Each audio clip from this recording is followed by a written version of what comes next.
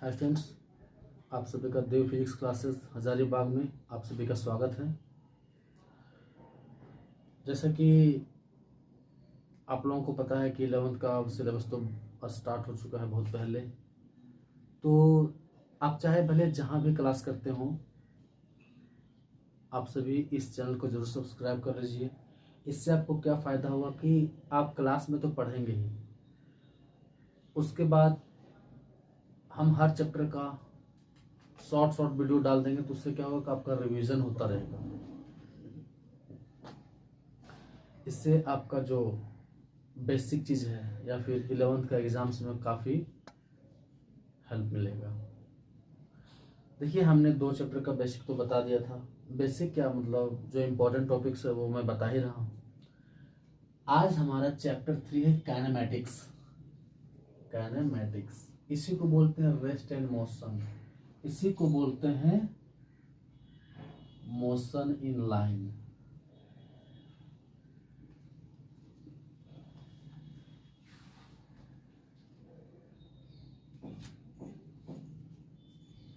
ठीक है, आइए हम क्या पढ़ते हैं। सबसे पहले आप ये जानिए कि काइनेमैटिक्स क्या होता है। काइनेमैटिक्स में हम रेस्ट और मोशन, इन दोनों चीज़ों के बारे में पढ़ते हैं कि कोई वस्तु रेस्ट में है वो कैसे है, अगर कोई वस्तु मोशन में आता है तो फिर वो कैसे आता है। सबसे पहले हम काइनेमैटिक्स का डेफिनेशन समझते हैं। तो काइनेमैटिक्स होता है the branch of science which deals with the study of motion, ठीक है, without knowing its causes। Kinematics विज्ञान की वह शाखा है जिसमें हम मोशन का अध्ययन करते हैं, लेकिन इसमें हमें रीजन नहीं पता होता है कि क्यों कर रहे हैं मोशन। ठीक है, मैंने हिंदी भी बता दिया, इंग्लिश भी बता दिया। देखिए, कोई भी वस्तु जो है वो मोशन में आने से पहले रेस्ट में रहता है।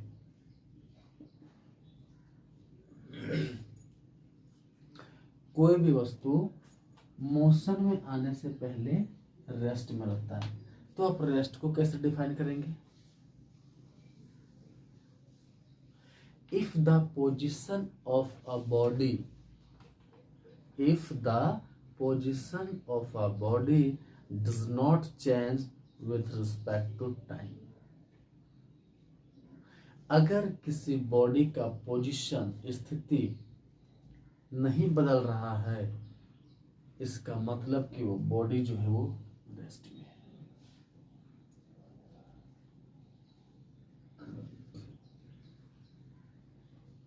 ठीक, मोशन होता है, आप लोगों का नोट्स में तो लिखाते ही होंगे टीचर, इसलिए मैं नहीं लिखवा रहा हूं। बाकी जिनको लिखना होगा वो लिख सकते हैं। मोशन क्या होता है? If the position of a body changes with respect to time, that is external force acts on body। जैसे समझिए, ये कोई बॉडी है, इस पे रख दिए, क्या ये मोशन में है? भी नहीं है, रेस्ट में है। ये मोशन में कब आएगा? जब हम इस पर कोई एक्सटर्नल फोर्स लगा रहे हैं, है ना। जब हम इस पे एक्सटर्नल फोर्स लगाते हैं तो ये अपने इनिशियल पोजीशन से डिस्प्लेस होता है, अपना पोजीशन चेंज करता है। इसी के कारण इसे कहा जाता है कि the body is said to be in motion. ठीक है, अब इसमें आपको मोशन जब आया तो अब आपको इसमें पढ़ना है पहले डिस्टेंस और डिस्प्लेसमेंट।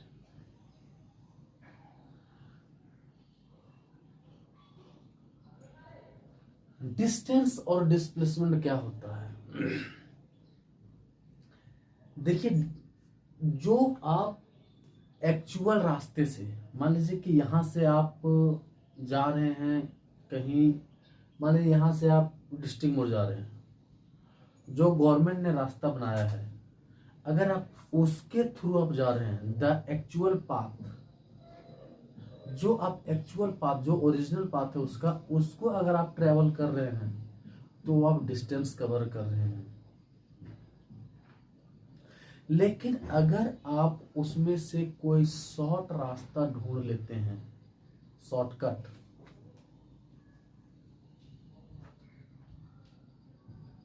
फिर वो आपका डिस्प्लेसमेंट हो जाता है। तो इसका डेफिनेशन क्या होगा? The actual path, the actual path traveled by an object, the actual path traveled by an object is called distance। और डिस्प्लेसमेंट क्या होता है कि अगर आप यहाँ से, आपको यहाँ जाना है मगर रास्ता जो है वो ऐसे ऐसे है, ये एक्चुअल रास्ता, लेकिन आप लोगों ने क्या किया, आप लोगों ने ये किया कि भाई हम लंबा रास्ता से नहीं जाएंगे, कोई शॉर्टकट रास्ता निकालते हैं। तो आपने देखिए आप ऐसे चलना शुरू कर दिए, तो ये जो आपका एक्चुअल पाथ है, इसमें जो आप चलेंगे वो आपका डिस्टेंस कहलाएगा। लेकिन जो ये शॉर्टेस्ट पाथ है वो आपका डिस्प्लेसमेंट कहलाएगा। ठीक है? द स्मॉलेस्ट डिस्टेंस कवर्ड या travelled by an object is called displacement. दूसरी जो सबसे बड़ी बात है, आज के क्लास में बेसिक बेसिक चीजें चलेंगी। दूसरी जो सबसे बड़ी बात है और एग्जाम्स पॉइंट ऑफ व्यू से काफी इंपॉर्टेंट है, डिस्टेंस जो है वो कभी भी डिस्प्लेसमेंट से छोटा नहीं होगा, बड़ा ही होगा या फिर बराबर होगा। डिस्टेंस डिस्प्लेसमेंट से कभी छोटा नहीं होगा, बराबर हो सकता है लेकिन छोटा नहीं होगा। जैसे मान लीजिए कि आप यहां से यहां जा रहे हैं, अगर यही रास्ता है, एक ही रास्ता है, तो यही डिस्टेंस, यही डिस्प्लेसमेंट। तो डिस्टेंस जो है वो डिस्प्लेसमेंट के बराबर हो सकता है और बड़ा हो सकता है, छोटा कभी नहीं होगा। तो ये रिलेशन आपके एग्जाम्स पॉइंट ऑफ व्यू से काफी इंपॉर्टेंट है। अगर इसी को थोड़ा सा अच्छा से लिखेगा तो डिस्टेंस अपॉन डिस्प्लेसमेंट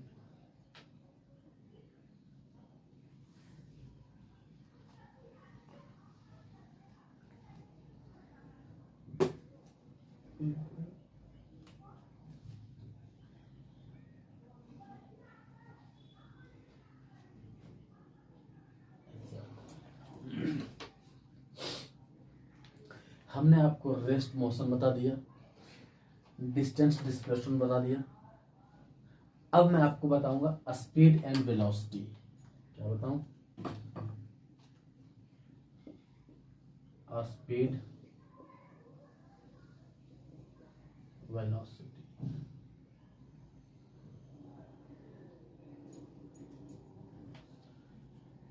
स्पीड और वेलोसिटी जो है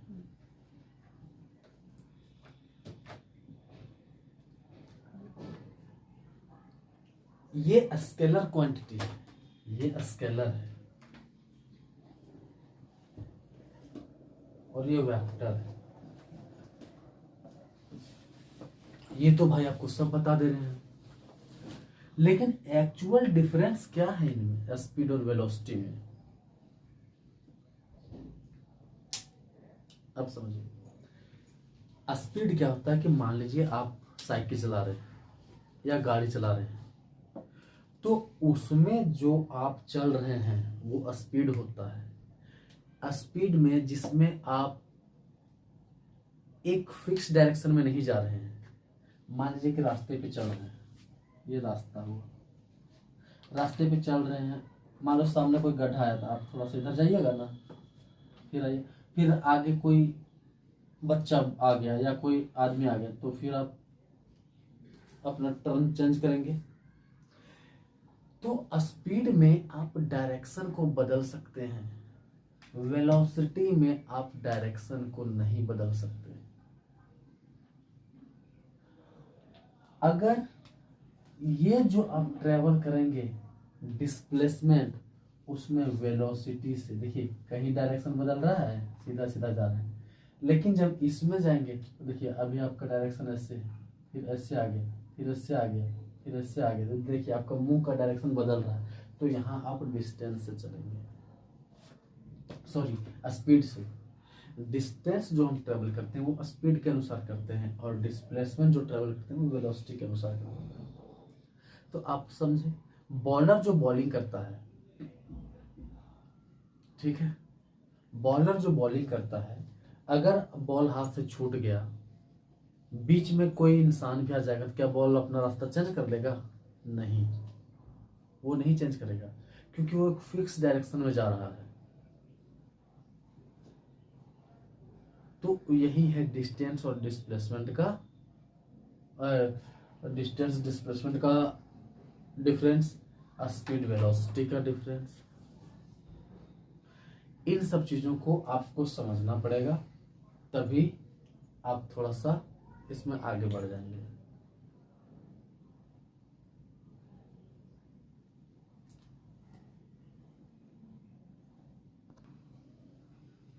अब आइए आगे हम बताते हैं आपको एक्सेलरेशन।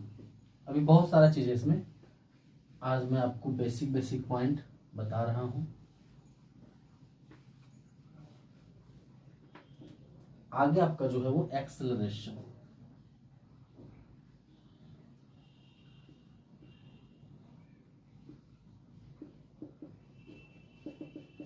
एक्सेलरेशन क्या होता है? एक्सेलरेशन होता है चेंज इन वेलोसिटी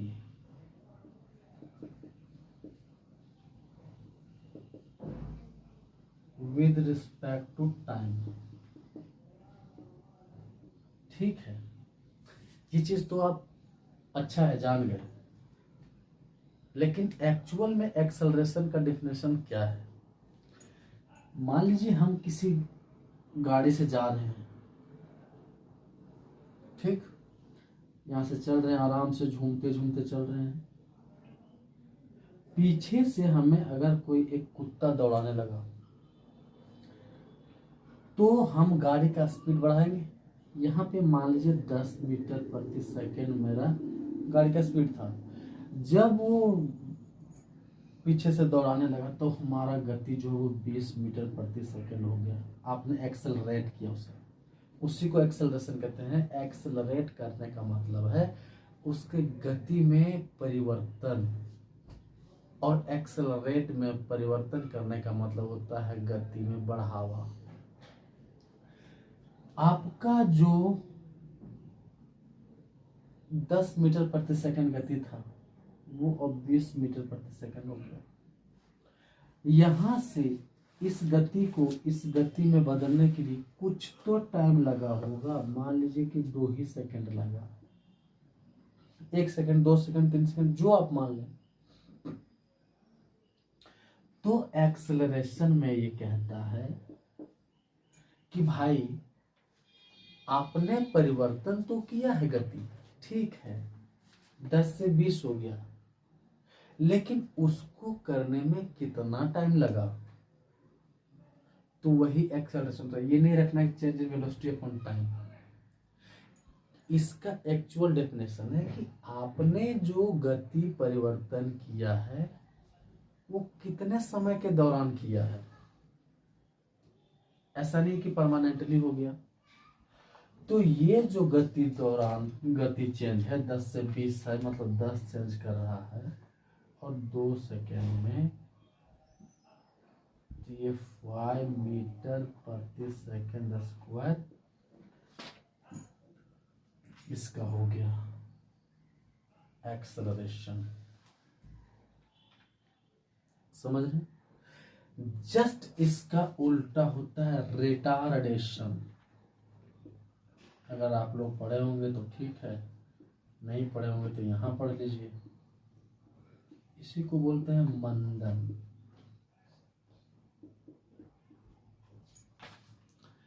देखिए, एक्सेलरेशन होता है गति को बढ़ाने के लिए और रिटार्डेशन होता है गति को घटाने के लिए।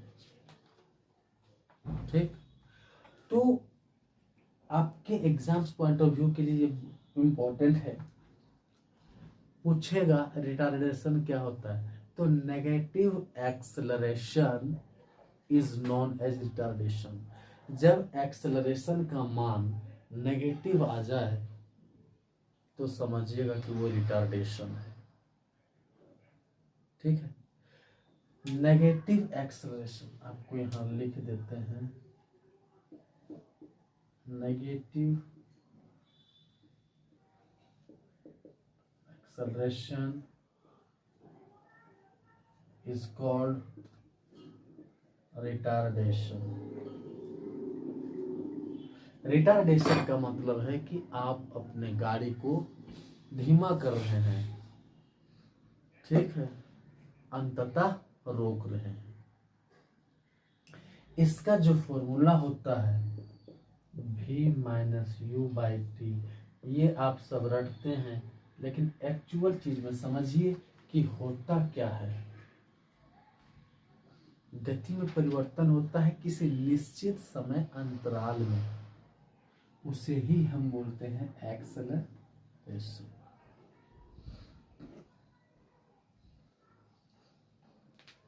ठीक है, आज की क्लास में हमने आपको बेसिक चीजें बताया। इस पे न्यूमेरिकल्स भी कुछ होते हैं, तो न्यूमेरिकल्स तो फॉर्मूला बेस्ड आते हैं आपके एग्जाम्स में, बट आप लोगों को जो इसमें 2-3 बातें मैंने इम्पोर्टेंट पॉइंट बताया वो एग्जाम्स के लिए इम्पोर्टेंट है। पहला ये, दूसरा ये, और तीसरा जो वेलोसिटी स्पीड का मैंने रिलेशन बताया कि स्पीड डिस्टेंस और डिस्प्लेसमेंट का, वेलोसिटी स्पीड का, वो रिलेशन आपको एकदम याद रखना है। वहीं से आएगा आपका, आज मैंने बेसिक चीज़ बता दिया। इसमें बहुत चीज़ है, एवरेज वेलोसिटी है, इंस्टेंटेनियस वेलोसिटी है, इंस्टेंटेनियस एक्सेलरेशन है, ये सब मैं नेक्स्ट क्लास में करूँगा। अगर आप लोग पढ़ेंगे, आपको पढ़ाई पसंद आएगा तो आप चैनल को जरूर सब्सक्राइब कीजिए। अब पहले कहीं भी क्लास कीजिए, लेकिन आप इससे आपको फ़ायदा होगा। ठीक है, इससे क्या होगा कि अगर आपको क्लास में कुछ नहीं समझ में आता है तो आप यहाँ से कर सकते हैं। चलिए, थैंक यू।